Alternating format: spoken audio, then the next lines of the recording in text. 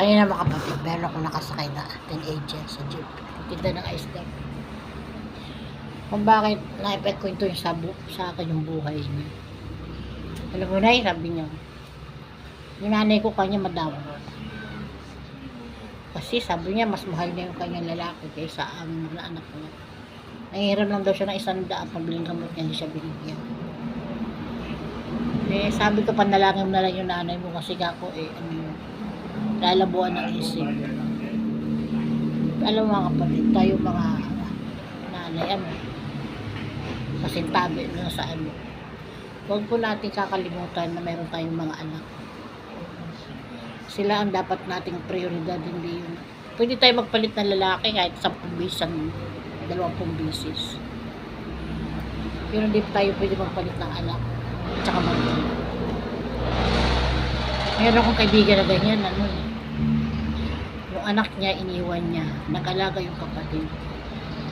Nagbuhay dalaga rito sa Luzon, dito sa Olongapo. Yung anak niya, taunan, minsan ilang taon bago mamuntahan, hindi siya kilala, malayo sa kanya. Sa madalit sabi, nung siya na tumanda na, naging kaibigan po yun. Gusto niya na makapili yung anak niya. Ayaw na sa kanya ng anak niya.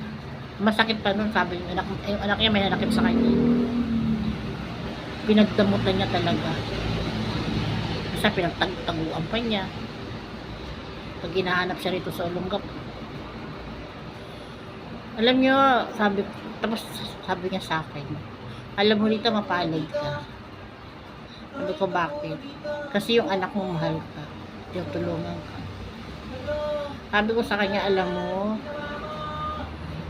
hindi ako, talaga nakakaw natin mapalad ako. Kasi, pero yun, nagpunta ako ng pagmamahal sa mga anak ko. Nagpunta ako ng pag-aaruga. Hindi ko inuna ang lalaki. Sila ako ng prioridad ko.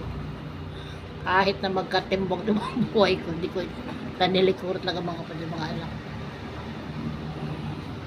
Inuna ko sila, una sa lahat. Sabi pa nga ng Panginoon, sila ang prioridad mo. Obligasyon yan bilang nanay. Kaya ngayon sa buhay ko, lalo na yung panganay ko,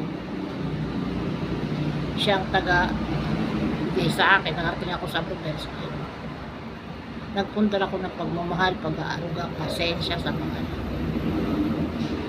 Kaya tayong mga nanay, meron ako napanood nung araw, tinalikuran talaga siya ng mga anak.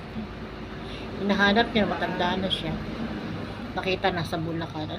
Ang sagot sa kanya ng anak niya, bakit mo kami hinahanap ngayon, matanda ka na? Nung panahong bata ka, hindi mo kami inaragaan, hindi mo kami inaruga. Diba mga kapatid, masakit yun. Kaya alam nyo, dapat kung hindi tayo handa, sa mga kabataan nyo, kung hindi kayo handa maging nanay, huwag kayo mag-aano. Kasi mapait, huwag kayo magtanim ng pait sa puso ng inyong mga anak. Iyak ako. Kasi aanihin nyo, pag sa pagtanda nyo, aanihin nyo. Yan. So, mag-i-emotional lang mother nyo pag ganyan usapan, pamilya.